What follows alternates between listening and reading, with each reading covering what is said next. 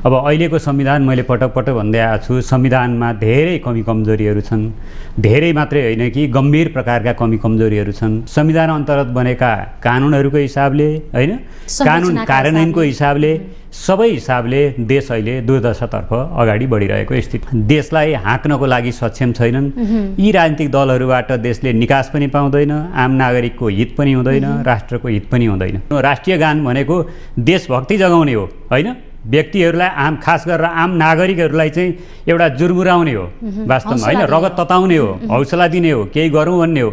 त्यस्तै गरेर अन्य नागरिकहरूले, अन्य देशका नागरिकहरूले पनि ओहो यो चाहिँ साह्रै नै राम्रो छ है, अर्थात् चाहिँ अब यिनीहरूको राष्ट्रभक्ति यस्तो छ भनेर नतमस्तक हुने किसिमको हुनुपर्ने हो। तर अहिलेको राष्ट्रिय गान भनेको चाहिँ तपाईँको एउटा कविता जस्तो छ क्या। मैले भने भ्रष्ट दलाल व्यवस्था हो हुन त, तर यी संरचनाहरू चाहिँ पुँजीवादी व्यवस्थाका बनाइएको छ हेर्नुहोस् होइन।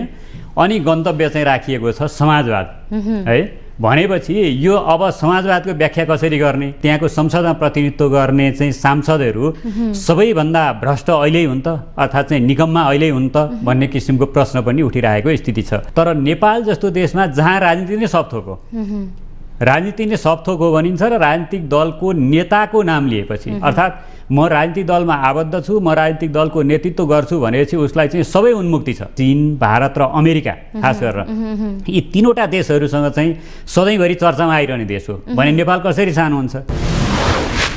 नमस्कार, कार्यक्रम समाज र सन्दर्भमा स्वागत छ। म बिन्दु अधिकारी। दर्शकवृन्द, आजको कार्यक्रममा हामीले समग्र मुलुकको राजनीति, अहिलेको परिप्रेक्ष्यको अवस्थाको कुराकानी पनि गर्नेछौँ। मुलुक अहिले दुर्घटनामा गयो भन्दा फरक पर्दैन। यति लामो राजनीति गरेका राजनीतिक दलमा आबद्ध भएका नेताहरूले मुलुकलाई कुन दिशातर्फ लैजानु पर्ने हो यसको कुनै एउटा अवधारणा देखिँदैन। समग्र जनताले, एउटा आशा पालेका जनताले अहिले निराश बन्नु बाहेक उनीहरूसँग कुनै उपाय देखिँदैन। संहिता कार्यान्वयन भएपछि दोस्रो पटक भएको निर्वाचन को पनि अहिले 8 महिना भइसक्दा समेत जनतामा त्यति साह्रो उत्साह देख्न पाइँदैन। मुलुकको विकास समृद्ध आउँछ भन्नेमा जुन एउटा विश्वास हामीले जगाएका थियौँ सबै निमित्यान्न भएको अवस्था छ। यी र अहिलेका राजनीतिक दलहरूको अवस्थाको बारेमा पनि आज हामीले कार्यक्रममा कुराकानी गर्नेछौँ र कुराकानी गर्नका लागि हामीले स्टुडियोमा निम्त्याएका छौँ डाक्टर पुण्य प्रसाद खतिवडा। उहाँ कानुनविद हुनुहुन्छ। आउनुहोस् उहाँलाई कार्यक्रममा स्वागत गरौँ। स्वागत छ यहाँलाई कार्यक्रममा। धन्यवाद। मुलुक अहिलेको परिप्रेक्ष्यलाई हेरेर भन्दाखेरि चाहिँ मुलुक दुर्घटनामा गयो भनेर भन्दा हुन्छ? दुर्घटना अब के अर्थमा भन्ने कुरा हुन्छ।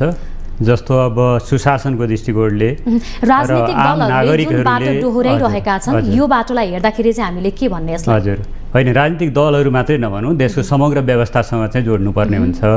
र अब हामीले संविधानको कुरो गर्छौँ होइन, संविधानले चाहिँ देशलाई दिशानिर्देश गर्ने कुरो हो, राष्ट्रहितको कुरो गर्ने हो। अब अहिलेको संविधान मैले पटक पटक भन्दै आएको छु, संविधानमा धेरै कमी कमजोरीहरू छन्। धेरै मात्रै होइन कि गम्भीर प्रकारका कमी कमजोरीहरू छन्। र साथसाथै यो संविधान कुन हिसाबले बन्यो भन्नेतर्फ पनि जानुपर्ने हुन्छ। यो चाहिँ भन्नलाई चाहिँ यो संसदीय व्यवस्थाको संविधान होइन, संसदीय व्यवस्था अङ्गीकार गरेको संविधान, गणतन्त्रको संविधान भनिएको छ। तर त्यसका जुन आधारभूत विशेषताहरू हुनुपर्ने हो यो संविधानले चाहिँ समेट्न सकेको छैन।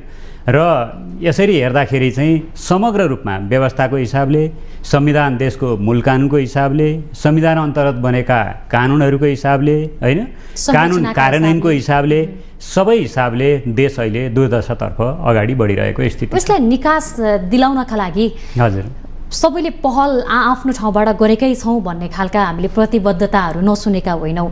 तर ती प्रतिबद्धताहरू चाहिँ अब बिलाउँदै गइरहेको अथवा त्यसले चाहिँ कुनै एउटा अर्थ नराखेको जस्तो पनि आभास भइरहेको हो। हजुर, अब सबैले आफ्नो प्रयास गरेका छन्, तर कस्तो प्रयास गरेका छन् होइन, कुन अर्थमा प्रयास गरेका छन् र त्यो प्रयास चाहिँ सकारात्मक प्रयास गरेका छन् कि नकारात्मक प्रयास गरेका छन् भन्नेतर्फ जानुपर्ने हुन्छ। जस्तो यहाँले अघि अलिकति राजनीतिक दलको कुरो पनि गर्नुभयो। देशलाई हाँक्ने अर्थात् राष्ट्रलाई हाँक्ने, राष्ट्रको सर्वशक्तिमान शक्ति भनौँ होइन, चलायमान पनि हो, राष्ट्रलाई चलायमान र आम नागरिकहरूको त्यसै गरेर प्रत्येक व्यक्तिको चाहिँ हक अधिकारको सुरक्षा गर्ने र उनीहरूको हक अधिकारको चाहिँ प्रत्याभूतिको साथसाथै त्यसमा कार्यान्वयन भयो कि भएन होइन, अर्थात् त्यसको रियलाइजेसन गर्ने भनौँ न, अनुभूत गर्ने वातावरण बनाउने जिम्मेवारी राजनीतिक दलहरूकै हो।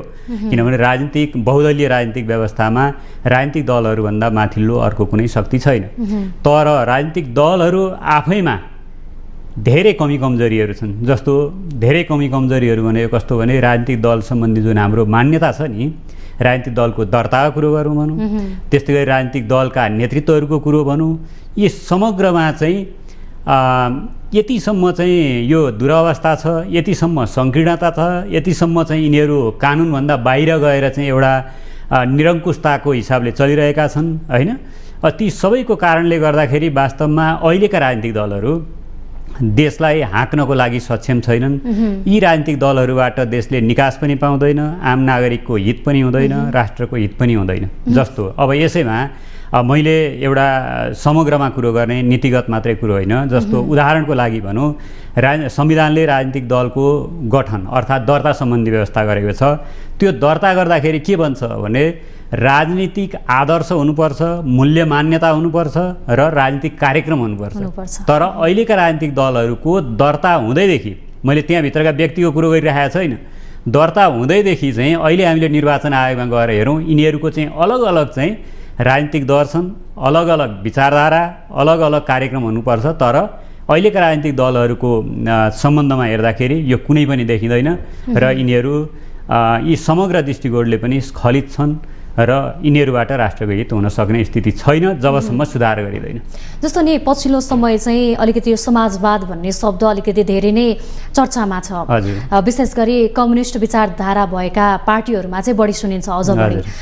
अब समाजवाद भनेको के हो त? कुन बाटोबाट हेर्दाखेरि, हामीले कुन वेबाट हेर्दाखेरि चाहिँ समाजवादलाई कसरी अर्थ्याउन सकिन्छ? यहाँबाट जाउँ न।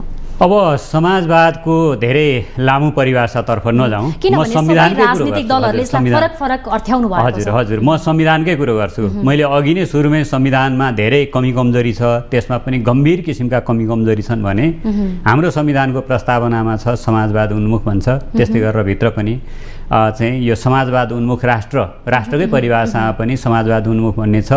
त्यसै गरेर ठाउँ ठाउँमा चाहिँ समाजवादका कुराहरू गरिएका छन्। तर संविधानको समग्र संरचना भनेको भ्रष्ट दलाल पुँजीवादी अथवा पुँजीवादी पनि होइन, पुँजीवादी व्यवस्था पनि नराम्रो होइन, त्यसमा पनि आफ्नै अब चाहिँ सकारात्मक व्यवस्थाहरू छन्। त्यस्ता त्योबाट पनि राष्ट्रको हित नहुने भन्ने कुरो होइन। तर अहिलेको व्यवस्था भनेको, अहिलेको संविधानले चाहिँ परिकल्पना गरेको, संविधानले संरचना गरेको, गठन गरेको होइन, एउटा चाहिँ निर्देश गरेको व्यवस्था भनेको भ्रष्ट दलाल व्यवस्था हो। र यसमा के गरेको छ भनेदेखि समग्र व्यवस्थाहरू संविधानको प्रस्तावनादेखि चाहिँ एन्डिङसम्मको कुरो गरौँ। अझ म त के भन्छु भने संविधानले जुन अहिले व्यवस्था गरेको छ नि राष्ट्रिय गानको कुरो, त्यसको कुरो गरौँ। हेर्नु, राष्ट्रिय गान भनेको देशभक्ति जगाउने हो होइन, व्यक्तिहरूलाई खास गरेर आम नागरिकहरूलाई चाहिँ एउटा जुर्मुराउने हो वास्तवमा होइन, रगत तताउने हो, हौसला दिने हो, केही गरौँ भन्ने हो।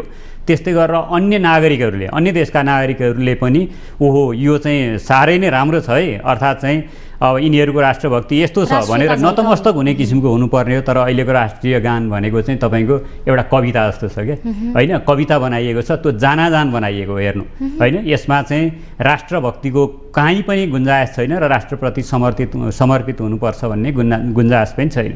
अब त्यताभन्दा फेरि फर्केर आउँ अगाडि नै, जस्तो अहिलेको संविधान, मैले भन्छु पटक पटक भनिरहेको छु, समाजवादको कुरो गर्दाखेरि काशी जान केरुङको बाटो, कुतीको बाटो भनौँ अझ होइन, यो चाहिँ पहिलेदेखि चलिआएको यो भनाइ कुतीको बाटो चाहिँ हामीले तय गऱ्यौँ कुतीको होइन। अझ अहिले चाहिँ अहिलेको संविधान हेर्दाखेरि कुती जान काशीको बाटो भने जस्तो छ। समाजवादको कुरो गरेको छ एक किसिमले, अलिकति एउटा चाहिँ एट्र्याक्सनको कुरोले हेरौँ, एउटा होइन सामीप्यताको कुरोले हेर्दौँ, चाइनालाई चाहिँ अलिकति समाजवाद उन्मुख भनिन्छ होइन, भारतलाई चाहिँ अलिकति पुँजीवाद र चाहिँ यो बहुदलीय व्यवस्थाको एउटा चाहिँ जन्मदाता अर्थात् चाहिँ त्यसको अभ्यासकर्ताको रूपमा हेरिन्छ। त्यसले हेर्दाखेरि पनि समग्र संरचनाहरू चाहिँ हेर्दाखेरि है, मैले भने भ्रष्ट दलाल व्यवस्था हो हुन त, तर यी संरचनाहरू चाहिँ पुँजीवादी व्यवस्थाका बनाइएको छ हेर्नुहोस् होइन। अनि गन्तव्य चाहिँ राखिएको छ समाजवाद है भनेपछि यो अब समाजवादको व्याख्या कसरी गर्ने भन्ने कुरो वास्तवमा पहिलेका जसले चाहिँ समाजवादको एउटा यसलाई हाम्रो वैदिक अर्थात् चाहिँ भनौँ हाम्रो परम्परागत अर्थात् चाहिँ पूर्वीय सनातन र पूर्वीय संस्कृतिभन्दा पछाडि अहिले पश्चिमा विद्वानहरूले चाहिँ जुन समाजवादको परिभाषा गरेका छन्, व्याख्या गरेका छन्, त्योसँग कुनै पनि हिसाबले मेल खाँदैन। त्यसले गर्दाखेरि अब यो समाजवादको कुरो त केवल शब्दका कुराहरू मात्रै हुन्, यिनीहरू शब्दजाल मात्रै हुन्, भ्रम मात्रै हुन्, यो केही पनि होइन। र संविधानका व्यवस्थाले समाजवादको एउटा कुनै सङ्केतसम्म पनि गरेको छैन। विश्वभर नै एउटा भ्रमपूर्ण शब्द भनेर नै अहिले त यसलाई धेरै होइन, यस्तो छ, विश्वमा भ्रमपूर्ण भन्दाखेरि पनि अब अहिलेको मेरो दृष्टिकोणले हेर्दाखेरि अहिलेको समग्र व्यवस्था भनौँ, खास गरेर संसदीय व्यवस्थामा चाहिँ व्यापक खोज भनौँ, अर्थात् चाहिँ व्यापक परिवर्तनको आवश्यकता छ। जस्तो आज मात्रै पनि मैले पढिरहेको थिएँ, संसदीय व्यवस्थाको जननीको रूपमा मानिन्छ बेलायतको संसदलाई, होइन? के बेलायतको संसद चाहिँ यस्तै हो त? अर्थात् चाहिँ यो इतिहासमा सबैभन्दा त्यहाँ चाहिँ प्रतिनिधित्व गर्ने, त्यहाँको संसदमा प्रतिनिधित्व गर्ने चाहिँ सांसदहरू सबैभन्दा भ्रष्ट अहिल्यै हुन् त, अर्थात् चाहिँ निकममा अहिल्यै हुन् त भन्ने किसिमको प्रश्न पनि उठिरहेको स्थिति छ। त्यस्तै गरेर अमेरिका संसारको अहिले शक्तिशाली मुलुक छ, त्यहाँ पनि चाहिँ योभन्दा अगाडिदेखिका कुराहरू भनौँ, र जस्तो राष्ट्रपतिको निर्वाचनको कुरो गरौँ, त्यस्तै गरेर चाहिँ त्यहाँका स्थानीय तहहरूमा भइरहेका निर्वाचनहरूमा कुरो गरौँ, त्यसै गरेर उम्मेदवारहरूको, खास गरेर राजनीतिक दलका उम्मेदवारहरूको एउटा योग्यता, क्षमता, होइन, उनीहरूको चाहिँ प्रभावकारिता, आम नागरिक र देशप्रतिको जिम्मेवारीको हिसाबले पनि उनीहरूले पनि धेरै प्रश्नहरू उठाइरहेको छ। त्यस्तै गरेर भारतको हेर्दाखेरि पनि त्यस्तै छ। यहाँले देखिहाल्नुभयो हिजो मात्रै पनि, जस्तो अब यो चाहिँ राहुल गान्धीलाई अदालतले, होइन, अहिले चाहिँ रिहा गर्ने जुन किसिमको चाहिँ आदेश गरेको स्थिति छ भने त्यहाँ पनि के छ भनेदेखि त्यहाँको प्रजातन्त्रमा, त्यहाँको संसदीय व्यवस्थामा पनि व्यापक खोट भइरहेको हुनाले अब नयाँ किसिमको चाहिँ राज्य व्यवस्था, नयाँ किसिमको चाहिँ यो जुन शासन व्यवस्था छ त्यो चाहिँ खोज्नुपर्ने स्थिति देखिन्छ। तर नेपालमा हेर्दाखेरि ठिक छ, त्यति हुँदाहुँदै पनि त्यहाँका चाहिँ विभिन्न कारणहरूले गर्दा, खास गरेर त्यहाँको चाहिँ राज्य व्यवस्था भइरहेको एउटा भनौँ राज्य व्यवस्थाको मूलधार, अर्थात् चाहिँ कर्मचारी तन्त्र भनौँ, होइन, त्यो प्रशासनिक तन्त्र भनौँ, अर्थात् कार्यपालिका भनौँ, होइन, अब त्यो चाहिँ अलिकति मजबुत भएको कारणले गर्दाखेरि ती देशहरू आफ्नो रफ्तारमा चलिरहेका हुन्छन्। राजनीतिक दलको त्यहाँभित्रका केही व्यक्तिहरूको कारणले मात्रै खासै नराम्रो असर पार्दैन। तर नेपाल जस्तो देशमा जहाँ राजनीति नै सबथोक हो, राजनीति नै सबथोक हो भनिन्छ र राजनीतिक दलको नेताको नाम लिएपछि, अर्थात् म राजनीतिक दलमा आबद्ध छु, म राजनीतिक दलको नेतृत्व गर्छु भनेपछि उसलाई चाहिँ सबै उन्मुक्ति छ, ऊ चाहिँ सर्वव्यापी हुन्छ र सबै उन्मुक्ति हुन्छ भन्ने हिसाबले चाहिँ जुन किसिमले मान्यता राखिएको छ र आम नागरिकहरूमा पनि एक किसिमको भ्रम छ, होइन, त्यसले हेर्दाखेरि चाहिँ नेपालमा राजनीतिक दल र राजनीतिक दलका कार्यकर्ताहरू, नेतृत्वहरू बिग्रिएपछि चाहिँ समग्र राज्य पद्धतिमै चाहिँ यसले नराम्रो असर पार्ने भएको कारणले गर्दाखेरि नेपालको लागि झन् यो व्यवस्था, झन् यो राजनीतिक दलहरूको कुरा चाहिँ विशेष गम्भीर छ भन्ने लाग्छ। अब समाजवाद शब्द यति चर्चामा किन पनि आयो भने अब विशेष गरी चाहिँ कम्युनिस्टहरूमा चाहिँ अलिकति यो प्रति लगाव बढी देखिन थालेको छ। यो के अर्थमा मैले बुझ्न खोज्दैछु भने कम्युनिस्टहरूमा चाहिँ यो समाजवाद उन्मुख भन्ने शब्द अलिकति विचारधाराले नै पर राख्न खोज्छ, यो समीप आउन दिँदैन भन्ने खालको कहीँ कतै उल्लेख गरिएको, व्याख्या गरिएको पनि पाइएको छ कि कम्युनिस्ट विचारधारा भएका व्यक्तिहरूले समाजवाद उन्मुख भन्न मिल्छ कि मिल्दैन त भन्ने अर्को प्रसङ्ग छ। होइन, यो मैले जहाँसम्म बुझेको छु, यहाँले भन्नुभयो जस्तै अहिलेको संविधानमा समाजवाद उन्मुख व्यवस्था भनेर राखेको चाहिँ कम्युनिस्टहरूले नै हो अहिलेकोमा। किनभने कम्युनिस्टहरूले समाजवाद हुँदै साम्यवादतर्फ पुग्ने परिकल्पना गर्छन्, होइन? काङ्ग्रेसहरूले भन्दा, काङ्ग्रेसको पनि छ समाजवादको नारा बिपीले लगाउनु भयो भनेको छ, होइन? तथापि त्यो समाजवाद उन्मुखको व्यवस्था चाहिँ कम्युनिस्टले राखेको भन्ने लाग्छ। तर अब नेपालका कम्युनिस्टहरू, म कुनै एउटालाई मात्रै चाहिँ लक्षित गर्दिनँ, नेपालका कम्युनिस्टहरू जस्तो कम्युनिस्ट भनेको के हो त भन्दा कम्युनबाट आयो नि, होइन, समुदायबाट आयो नि, समुदायबाट सिर्जना भएको हो के, र समुदायलाई चाहिँ हक अधिकार दिनुपर्छ, समुदायको चाहिँ प्रभावकारिता हुनुपर्छ, उसको प्रतिनिधित्व हुनुपर्छ भन्ने हिसाबले गर्दाखेरि र खास गरेर व्यक्तिको विरुद्ध, अर्थात् व्यक्ति भन्दा पनि समुदाय ठुलो है, समाज ठुलो है भन्ने विचारबाट कम्युनिस्ट मान्यता चाहिँ यो उत्पत्ति भएको, होइन, अर्थात् यसलाई चाहिँ व्यापक बनाउँदै लगिएको। तर नेपालका कम्युनिस्टहरू भनेको मैले आक्षेप लगाए त होइन, तर कम्युनिस्ट भनेको के हो भने समाजप्रति वफादार, समाज हुँदै त्यसलाई अलिकति विस्तारित गर्दै गरेपछि चाहिँ राष्ट्रप्रति वफादार हुनुपर्ने हो। तर नेपालका कम्युनिस्टहरू विदेशी विद्वानहरूप्रति वफादार छन् देखियो। र देशभित्रका जो नेतृत्वकर्ता अर्थात् चाहिँ देशको माया गर्ने होइन यस्ता एउटा राष्ट्रभक्ति भएका व्यक्तिहरूप्रति उनीहरूको लगाव छैन होइन कसले राम्रो गर्यो भन्ने छैन उनीहरूको लगाव भनेको के छ भने विदेशको मान्यता होइन जसले चाहिँ आफ्नो समुदायप्रति चाहिँ लक्षित गरेर उसले मान्यता विकास गर्यो भने नेपालका कम्युनिस्टहरूले नेपालको समाजप्रति लक्षित गरेर चाहिँ मान्यता विकास गर्नुपर्ने तर त्यो छैन त्यसले गर्दा यिनीहरू विदेशीको फोटो झुन्डाउने र नेपालमा विदेशीको इसारामा नाच्ने त्यति मात्रै होइन अहिले त कति आइरहेको छ भने चाहिँ अधिकांश कम्युनिस्ट नाम गर्ने व्यक्तिहरूले विदेशीको एजेन्टको हिसाबले काम गर्छन् एजेन्टको हिसाबले साथसाथै विदेशीको वादलाई भित्र्याउने काम गर्छन् त्यो भनेको के हो भने राष्ट्रप्रतिको द्रोह हो होइन त्यो राष्ट्रहितको प्रतिकूल हो र अहिलेका अधिकांश कम्युनिस्टहरूको जस्तो हिजोका आन्दोलन भनौँ होइन सशस्त्र आन्दोलन भनौँ त्यहाँभन्दा पहिलेका आन्दोलनहरू भनौँ उनीहरूले नारा के लगाए भन्ने कुरो होइन उनीहरूले देशभित्र के गरे राष्ट्रहितलाई जोगाउन के गरे आम नागरिकको हकितको लागि के गरे होइन समाजको हकितको लागि के गरे नारा होइन कार्यक्रम के गरे कार्य के गरे भन्नेलाई हेर्ने हो भनेदेखि वास्तवमा जुन किसिमले यी कम्युनिस्टहरू भनेका चाहिँ अब यो विभिन्न खोल ओढेर आएकाहरू भन्ने छ होइन नेपालमा पनि त्यही हो कि खास गरेर चाहिँ यो अहिले तेस्रो विश्वका मुलुकहरू भनिन्छ होइन यस्ता कमजोर मुलुकहरू भनिन्छ नेपाल आफैमा कमजोर त होइन नेपाल त्यो भौगोलिक हिसाबले भन्दाखेरि अलिकति केही सानो भए तापनि किनभने हाम्रो चाहिँ छिमेकी देशहरू छन् चीन चाहिँ सर्वशक्तिमान ठुलो देश पनि हो त्यसै गरेर भारत पनि ठुलो देश हो होइन त्यसै गरेर नेपाल चाहिँ जहिले पनि के भने चीन भारत र अमेरिका खास गरेर यी तीनवटा देशहरूसँग चाहिँ सधैँभरि चर्चामा आइरहने देश हो भने नेपाल कसरी सानो हुन्छ नेपाल सबैभन्दा ठुलो देश हो र नेपालको जतिको गौरवपूर्ण इतिहास अन्य कुनै पनि देशहरूको छैन संसारमा तपाईँ हेर्नुभयो भने यो वैदिक भूमिको हिसाबले हेर्नुहोस् होइन ऋषिमुनिहरूको हिसाबले भूमिको हिसाबले हेर्नुहोस् संस्कृत भाषा संसारमा सबैभन्दा पुरानो र सबैभन्दा चाहिँ गुणस्तरीय सबैभन्दा एउटा प्रविधि मैत्री होइन खारिएको भाषाको हिसाबले चाहिँ त्यसको उत्पत्तिको हिसाबले हेर्नुहोस् त्यसै गरेर वीरताको हिसाबले हेर्नुहोस् नेपालको हरेक दृष्टिकोणले हेर्दाखेरि नेपाल संसारमा सबैभन्दा चाहिँ शक्तिशाली सबैभन्दा चाहिँ गौरवपूर्ण देश हो तर अहिले चाहिँ के हो भनेदेखि नेपालका यो राजनीतिक खास गरेर नेतृत्वहरूको कमी कमजोरी त्यस्तै गरेर हामी नागरिकहरूको पनि चाहिँ एउटा कस्तो भयो भनेदेखि जस्तोसुकै होस् राजनीतिको नारा लगाएपछि हुन्छ अर्थात् नेतृत्व भनेपछि त्यसलाई मान्नुपर्छ भन्ने एउटा चाहिँ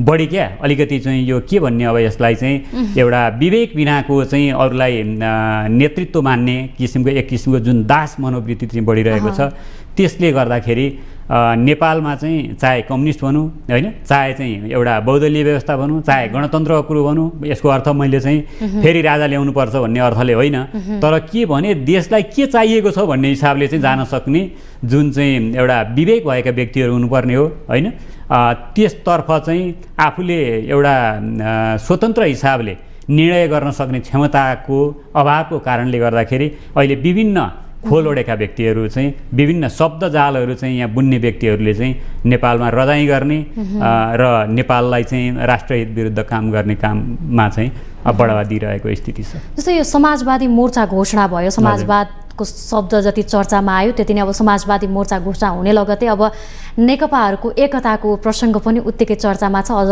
नेकपा जुन नेत्रविक्रम विप्लव नेतृत्वको नेकपाका सबै नेताहरूले चाहिँ अब एकता हुन्छ भनेर उनीहरू प्रतिबद्ध भएर सङ्कल्पित भएर बसिसकेका छन् भनेको यसको सम्भावनातिर जाउँ न हामी थोरै सम्भावना के छ हजुर सम्भावना भन्दा पनि त्यो एकता भइसकेपछिको परिणाम के हुन्छ कि हुँदैन अर्थात् चाहिँ भइसकेपछि के हुन्छ देशले राम्रो गति लिन्छ कि भन्ने अर्थमा यहाँले चाहिँ इङ्गित गर्नुभयो जस्तो लाग्यो मलाई मैले अघि पनि निवेदन गरिसकेँ धेरै पटक दोहोऱ्याइ पनि सकेँ होइन समाजवाद प्रति समाजवादको परिभाषा समाजवादको अर्थ समाजवादको चाहिँ जुन कार्यक्रम हुन्छ होइन त्यसमा यिनीहरू इमान्दार छैनन् एक अर्थले भन्ने हो भने नेपालका कम्युनिस्ट भन्नेहरूले होइन वामपन्थी भन्नेहरूले त्यो बुझेका पनि छैनन्।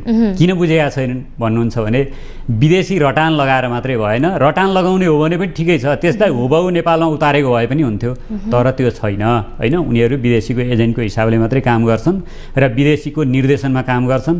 अझै अर्को रमाइलो कुरो त के छ भनेदेखि चाहिँ अब कुनैप्रति आक्षेप लगाउनु त त्यति उपयुक्त नहोला, तर खास गरेर विदेशका कम्युनिस्टहरू भन्दाखेरि पनि विदेशका अन्य शक्तिहरू, त्यहाँको चाहिँ एउटा वैध राज्य सत्ता छ होइन, त्यसै गरेर जुन डेमोक्रेटहरू भनिन्छ, उनीहरूले नेपालमा कम्युनिस्ट उत्पादन गर्छन् होइन।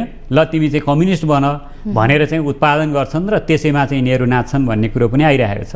जस्तो उदाहरणको लागि भनौँ, नेपालका चाहिँ अलिकति बढी क्रान्तिकारी हुँ भन्नेहरू चाहिँ राति राति विभिन्न एम्बेसीहरूमा छिर्छन्। खास गरेर क्रान्तिकारी देशकै एम्बेसीमा छिरे त हुन्थ्यो होला, तर किनभने त्यसको जसको विरोध गर्छन् त्यही देशको चाहिँ एम्बेसीमा छिर्छन् भन्ने कुरा पनि आइरहेको छ होइन। यो चाहिँ विभिन्न सञ्चार माध्यमहरूबाट पनि आइरहेको छ र तिनीहरूकै कार्यकर्ताहरूले पनि भन्छन्। र यसरी हेर्दाखेरि यो अहिलेको मोर्चाको जुन कुरो गरौँ, यो मोर्चा भनेको आफैमै नै हास्यास्पद छ। किन छ भन्नुहुन्छ भनेदेखि हिजो सशस्त्र द्वन्द्व हुँदाखेरिका एउटै दलका व्यक्तिहरू हुन् यिनीहरू, र बिचमा यिनीहरू चाहिँ टुटफुट भए, अर्थात् चाहिँ छुट्टिएर कोही बसे र यसै त्यही बेला पनि के कुरो आएको थियो भने होइन यो चाहिँ वास्तवमा नेतृत्वले नै खटाएको है, तिमी यहाँ जाऊ भनेर खटाएको हो भन्ने हिसाबले चाहिँ कुरा उठेको थियो त्यो बेला। र केही पछाडि अब अहिले एउटा कुरो गरौँ, अब नेत्रविक्रम चन्दको कुरो गरौँ। नेत्रविक्रम चन्दले होइन यो चाहिँ मूल धार भनेको अर्थात् चाहिँ पुष्पकमल दाहालको धार चाहिँ त्यो धार र बाबुराम भट्टराईको धार चाहिँ यिनीहरू चाहिँ संसदीयवादमा चाहिँ गएर टुङ्गियो। यिनीहरूले चाहिँ अब एउटा जुन क्रान्तिकारी धार छ त्यसलाई समाप्त गरे, अर्थात् चाहिँ हिजोको जुन चाहिँ सशस्त्र द्वन्द्वको चाहिँ एउटा एजेन्डाहरू थिए होइन, त्योभन्दा बाहिर गए भन्ने हिसाबले चाहिँ नेत्रविक्रम चन्दले एउटा समूह बनाएर चाहिँ बाहिर गएका थिए र बिचमा एउटा एक किसिमले आफ्नो वैज्ञानिक समाजवादी व्यवस्था भनेर पनि होइन वैज्ञानिक समाजवादको पनि कुरो गरे। तर अहिले उनी फेरि फर्केर आएका छन् र त्यो वैज्ञानिक समाजवादको एउटा चाहिँ अवधारणा ल्याइसकेको व्यक्ति त्यो के कारणले गर्दाखेरि चाहिँ फेरि अहिले मोर्चा बनाएर आए होइन। किनकि पुष्पकमल दाहाल अहिले के कुरोमा करेक्सन भए त्यो कुरो पनि देखिँदैन र पुष्पकमल दाहालले जुन चाहिँ एउटा चाहिँ हिजो नेत्रविक्रम चन्दलाई चाहिँ निष्कासन गरेका थिए अर्थात् त्यहाँबाट छुट्टिएका थिए भने यिनीहरू बिच के कुरोमा चाहिँ अर्थात् चाहिँ सुधार आयो, के कुरोमा सहमति आयो भन्दा त्यसमा केही पनि छैन, पारदर्शी पनि छैन, वास्तवमा त्यो भित्र पनि छैन। मात्र यिनीहरूको सहमति भने के हो भने सत्तामा टिकिरहने होइन र एउटा सत्ता बार्गेनिङको कुरो गरौँ, पदको कुरो गरौँ, त्यसमा चाहिँ कसरी रहन सकिन्छ भन्नेदेखि बाहेकका यिनीहरूले राष्ट्रको हितको कुरो, हिजो यिनीहरू आफैले उठाएका राष्ट्र हितका कुराहरू, आम नागरिकका जनजीविकाका कुराहरू, अन्य हक अधिकारका कुराहरूमा त कुनै सम्झौता भएको देखिँदैन होइन।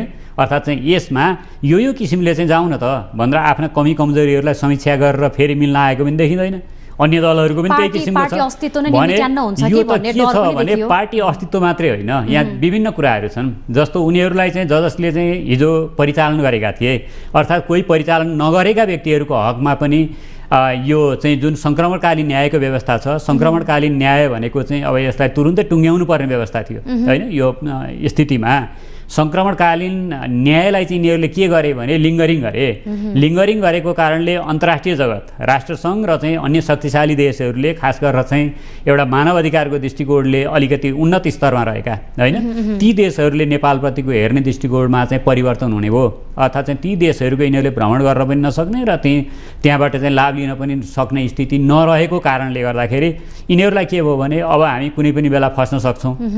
यो अहिलेको मोर्चाको चाहिँ जुन गठनको कुरो छ त्यो कुरो भनेको त अस्ति भर्खर एउटा कुनै व्यक्ति होइन खास गरेर चाहिँ पुष्पकमल दाहाललाई चाहिँ एउटा उनीमाथि कारवाही हुन सक्छ कि भन्ने हिसाबले अनि यो मोर्चा गठन भएको स्थिति नै छ अहिले। भने एउटा व्यक्तिलाई लक्षित गरेर मोर्चा गठन गरिन्छ भनेदेखि त्यो मोर्चाको औचित्य के हुन्छ र त्यसको भविष्य के हुन्छ? यतातर्फ त्यति चाहिँ गइरहनुपर्छ जस्तो लाग्दैन र यो मोर्चा गठनले कुनै खास त्यस्तो तात्विक असर पार्छ भन्ने पनि लाग्दैन।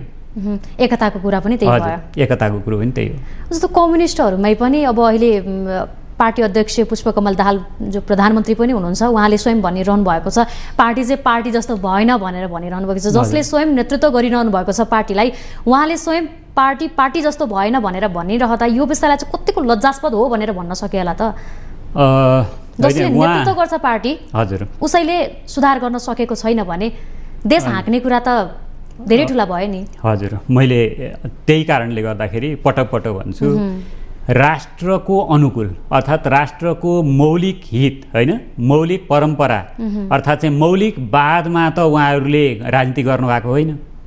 त्यसले गर्दाखेरि हिजो आन्दोलन गर्दा के कारणले चाहिँ कार्यकर्ताहरूलाई अगाडि बढाउन सकिन्छ, विभिन्न सञ्चार माध्यमहरूमा पनि आए होइन। भर्खरका चाहिँ एउटा टिनेजका खास गरेर चाहिँ युवा युवतीहरू गएका हुन्छन्, तिनीहरूलाई चाहिँ कसरी रगत उमाल्ने र चाहिँ एउटा आन्दोलनमा लगेर खास गरेर सेक्रिफाइस एउटा बलिदानी गर्नलाई चाहिँ उक्साउने भन्ने कुरो त बाबुराम भट्टराईले भनेकै हुन् नि होइन। यस्तो नगरे कहाँ हुन्छ, हामीले भ्रमपूर्ण कुरा चाहिँ गर्नै पर्छ भनेर यिनले जुन किसिमको एउटा राजनीतिक इमान्दारिता कुरो अर्थात् चाहिँ नागरिक एउटा मानवाधिकारको प्रतिकूलका कुराहरू पनि गरिरहेका थिए भने र सोही सन्दर्भमा ल ठिक छ त्यो हिजोकोलाई एउटा किसिमले व्याख्या गरौँला, तर हिजो त प्रचण्ड पथको चाहिँ एउटा यिनीहरूले अङ्गीकार गरेर त्यस धारमा हिँडेका हुन् नि होइन। प्रचण्ड पथ त कहाँ हरायो अहिले थाहा छैन, अहिले प्रधानमन्त्रीमा गएर टुङ्ग्यो, सत्ता बार्गेनिङमा गएर टुङ्ग्यो। त्यस्तै गरेर बाबुरामको अर्कै धार थियो होला, त्यहाँभित्र एउटा चाहिँ समानान्तर धार लिएर वैकल्पिक धार लिएर बढेका मान्छे, उनीले संविधान अझ जारी गरेका व्यक्ति होइन, संविधान जारी गर्नलाई महत्त्वपूर्ण भूमिका निर्वाह गरेको व्यक्ति, संविधान जारी गरेको भोलिपल्ट किन पार्टी छोडेर हिँड्नु पर्यो, त्यहाँभित्र करेक्सन हुन्थ्यो होला होइन। त्यस्तै गरेर त्यहाँभित्र एउटा इमान्दार व्यक्तिको रूपमा एउटा थिङ्क ट्याङ्कको रूपमा चाहिँ लिएका एउटा बौद्धिक व्यक्तित्व थिए होइन। ठिक छ, उनको चाहिँ विचारधारामा अब कसैले भन्छन् होइन यिन त जडसूत्रवादी भन्छन्, त्यो थियो भने त्यहाँभित्र करेक्सन गर्न सकिन्थ्यो होला। मोहन वैद्यलाई किन पाखा लगाइयो होइन। त्यस्तै गरेर त्यहाँभन्दा पछाडि फेरि मोहन वैद्यसँग फुटेर चाहिँ नेत्रविक्रम चन्द गए।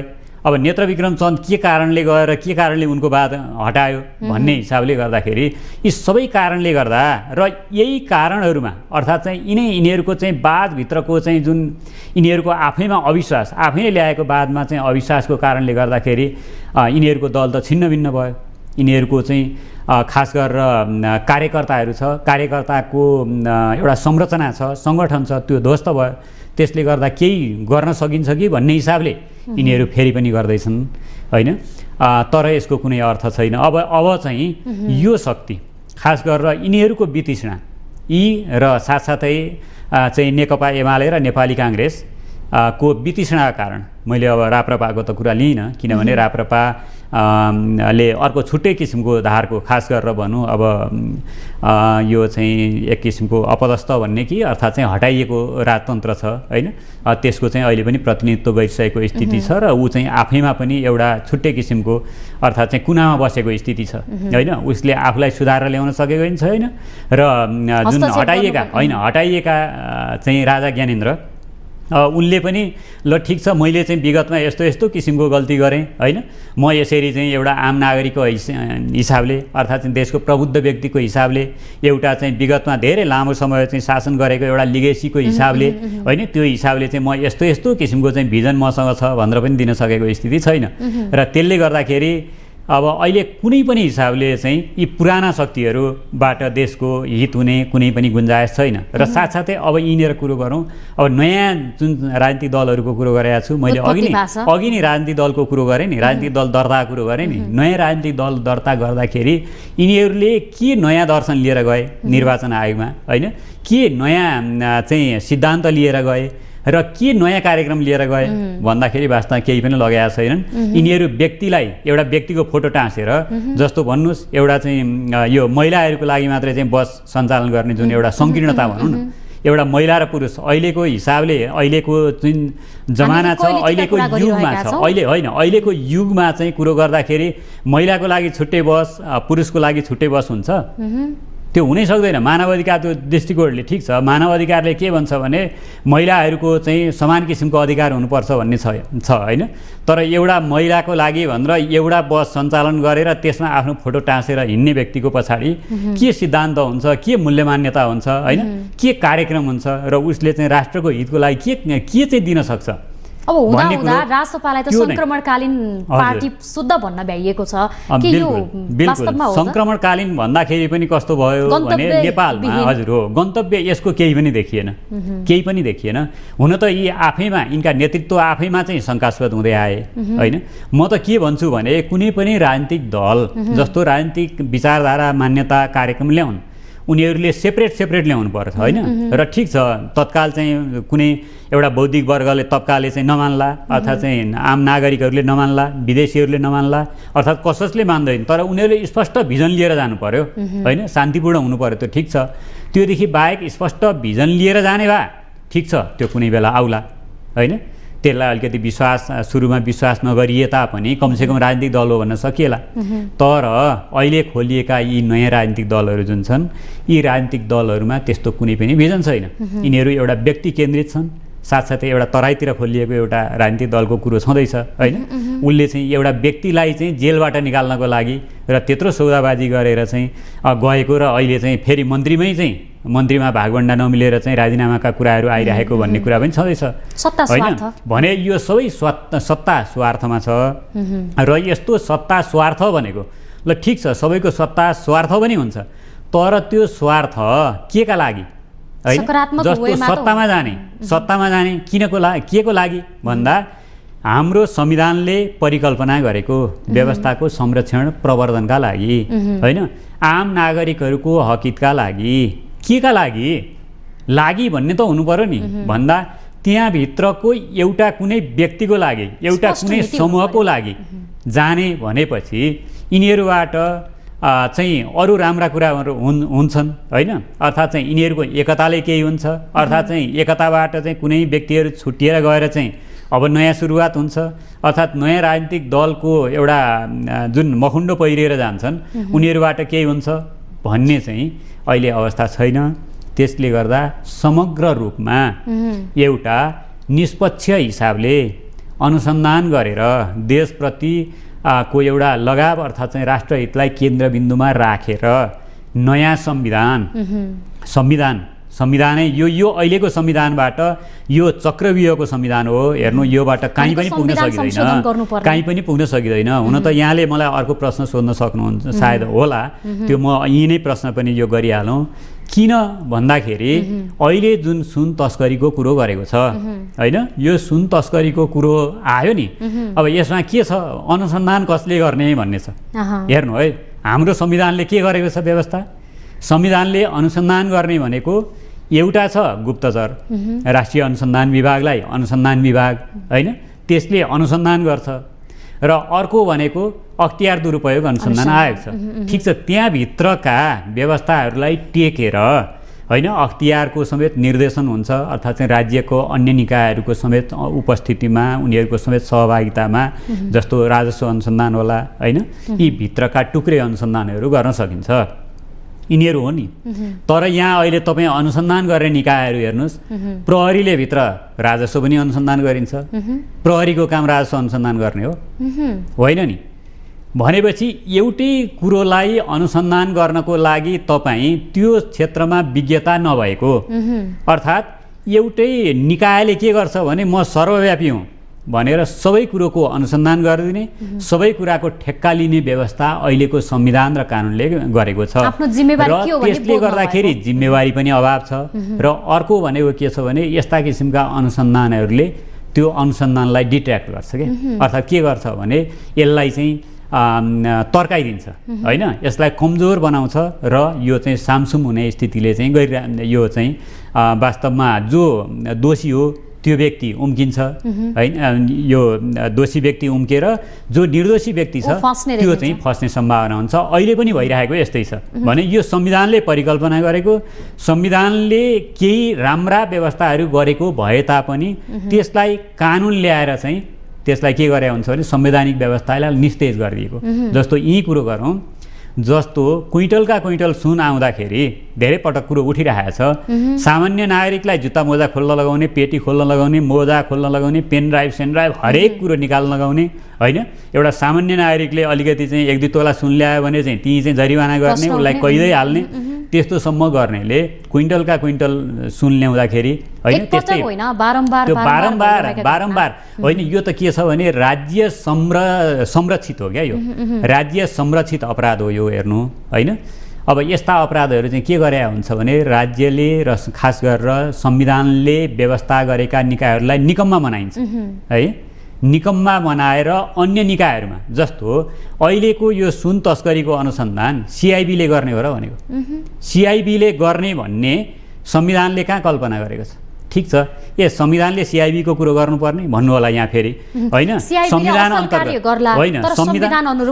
होइन, संविधानमा त्यो त्यसले सिआइबीको कुरो गर्दैन। तर मैले संविधानको कुरो के भने संविधानले स्पष्ट तोकेको छ नेपाल प्रहरी, होइन? नेपाल प्रहरीको काम भनेको शान्ति सुरक्षा हो, अनुसन्धानको काम त होइन। शान्ति सुरक्षाको सम्बन्धमा सामान्य अनुसन्धान गर्न सक्छ, त्यो पनि अनुसन्धान विभाग छुट्टै छ। त्यो अनुसन्धान विभागको काम भनेको शान्ति सुरक्षादेखि लिएर व्यापक छ, होइन? उसले दिएको प्रतिवेदनको आधारमा, अर्थात् ठिक छ त्यहाँभित्र चाहिँ प्रहरी पनि जाला, होइन? प्रहरीसँगको संयुक्त रूपमा गर्न सक्ला। तर अहिलेको सिआइबीलाई शक्तिशाली भनेर आज मात्रै पत्रिकामा म देख्दैछु, प्रधानमन्त्रीको पनि निर्देशन भयो अरे, सिआइबीलाई शक्तिशाली निकायको रूपमा चाहिँ राजस्व अनुसन्धान गर्न चाहिँ जिम्मा दिने। योभन्दा हास्यास्पद के हुन्छ?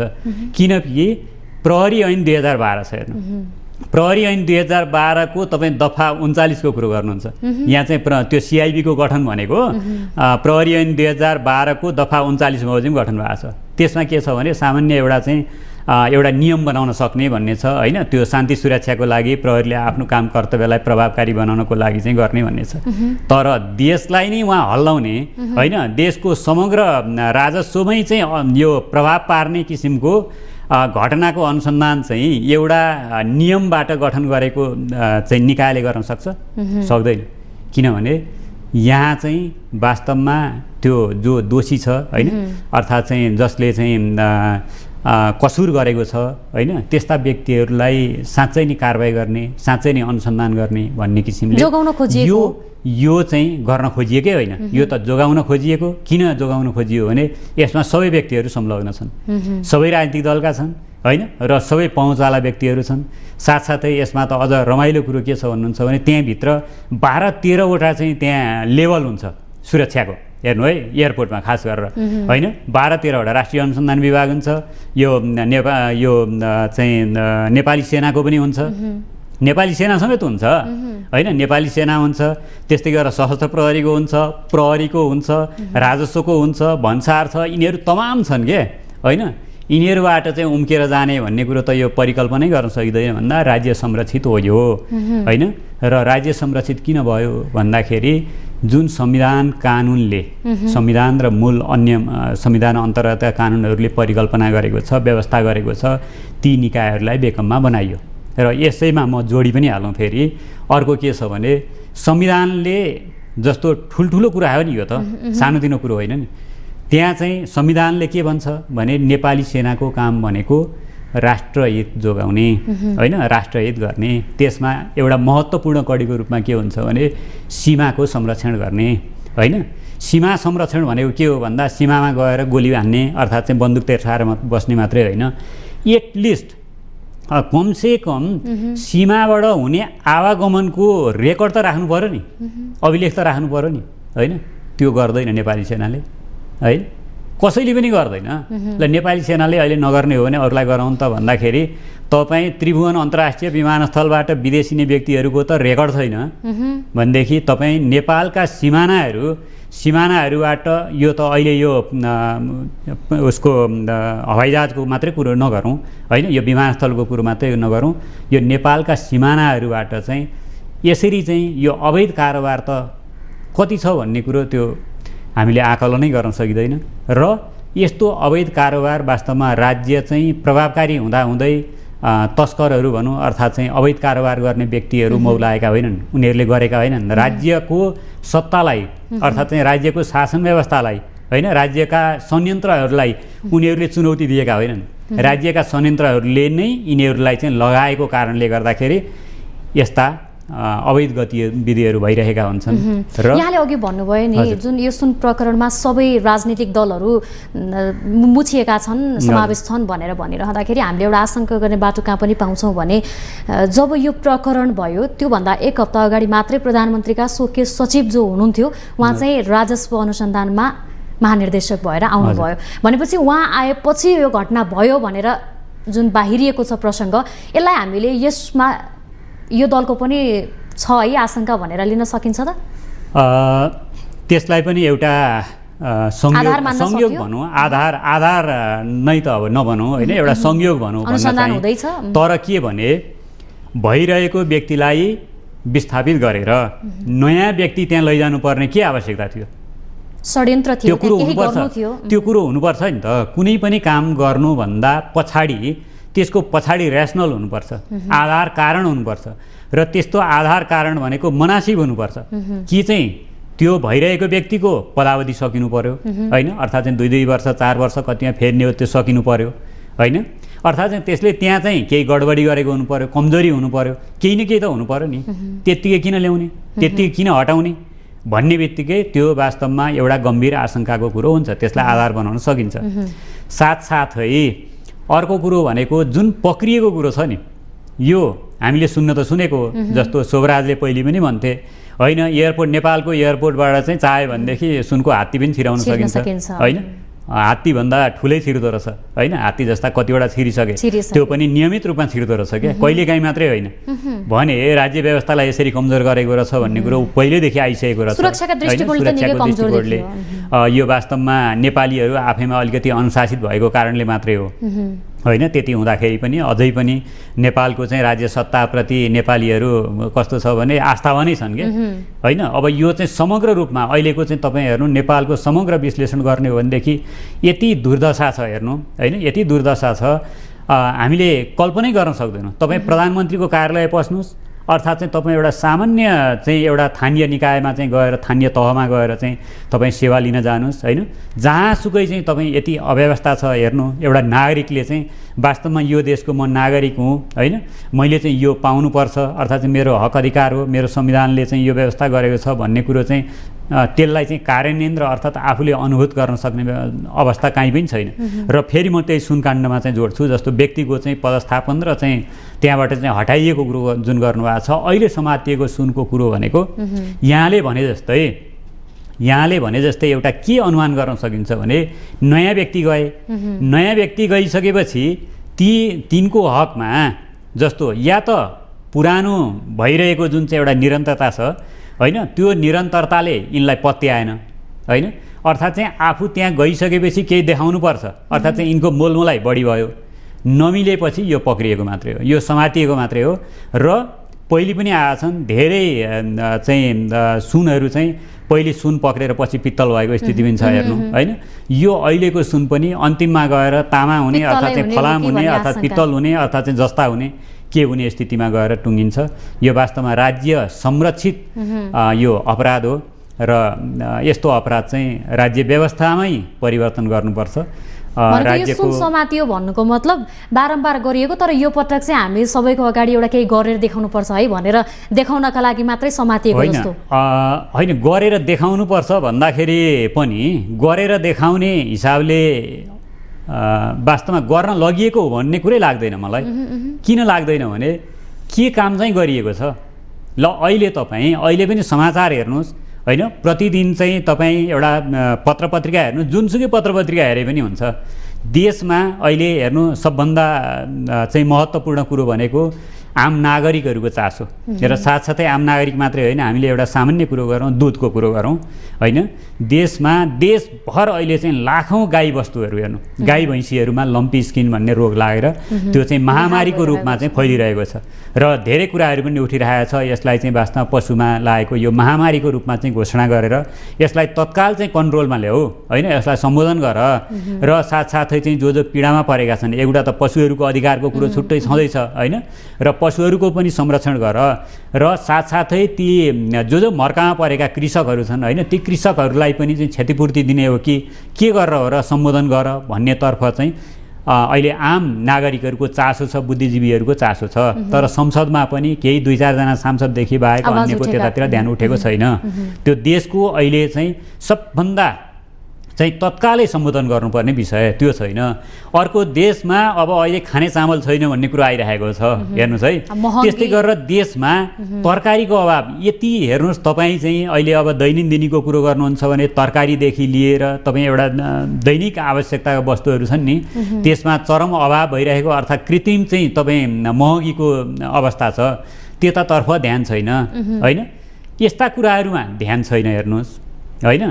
अब यसरी चाहिँ जतातिर चाहिँ ध्यान दिनुपर्ने अवस्था हो नि त्यतातिर ध्यान नदिएर कसरी हुन्छ हैन? ठगौं, भ्रष्टाचार गरौँ, कसरी हुन्छ भ्रष्टाचार गरौँ र देशलाई लुटौँ। अब हेर्नु साथसाथै अहिले के छ भने नागरिकहरूको अवस्था जस्तो देश बनाउने कुरो गरिएको छ नि, देशका एउटा पढे लेखेका हैन, एउटा शिक्षित, एउटा आफ्नो विवेक प्रयोग गर्न सक्ने र त्यो साथसाथै अहिलेको पछिल्लो पुस्ता भने कस्तो छ भन्नुहुन्छ भने राजनीतिक प्रति चाहिँ एकदमै वितृष्णा भएको छ के अहिलेको पुस्ताहरूलाई हेर्नुहोस् हैन। अहिलेका अब यी व्यक्तिहरूलाई तिमीहरूले चाहिँ राजनीतिलाई यसरी करेक्सन गर्नुपर्छ भनेर यिनीहरूमा चाहिँ नयाँ नेतृत्व विकसित गर्ने किसिमको हैन, उनीहरूलाई देशभित्रै केही गरी खान सक्ने स्थितिको वातावरण सिर्जना गर्नुपर्ने त्यो पनि नभएको कारणले गर्दाखेरि अब अहिले हेर्नुहोस् तपाईँ प्रत्येक जिल्लामा सिडिओ कार्यालयमा हेर्नुहोस् यो चाहिँ नेपाल यो अहिले चाहिँ त्रिपुरेश्वरको जुन अब पासपोर्ट विभाग छ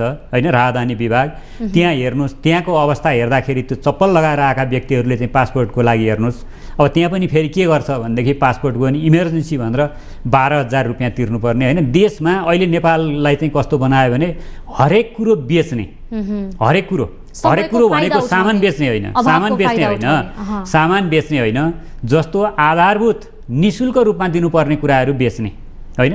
जस्तो राहदानी राज्यले बेच्न मिल्दैन।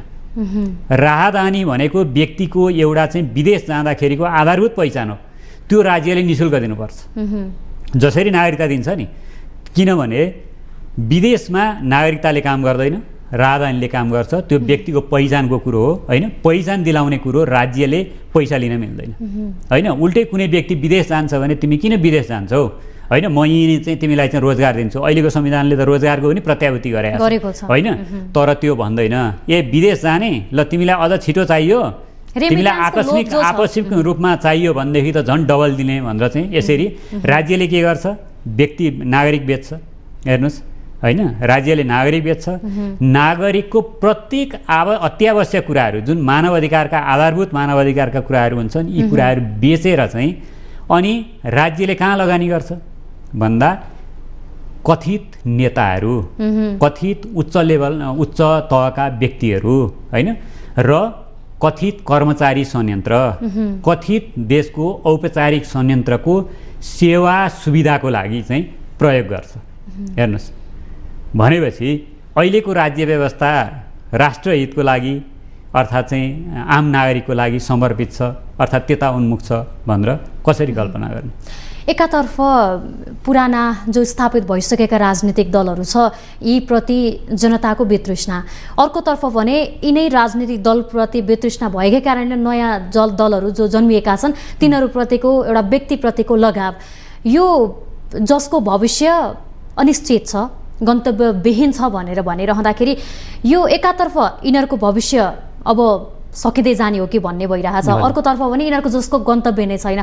यो दुईटैको निमिट्यान्न हुँदै जाने हो भने त जनतालाई के आश होला, अथवा यो सरकार यो मुलुक हाँक्ने चाहिँ के हुनुपर्छ त त्यसो भए?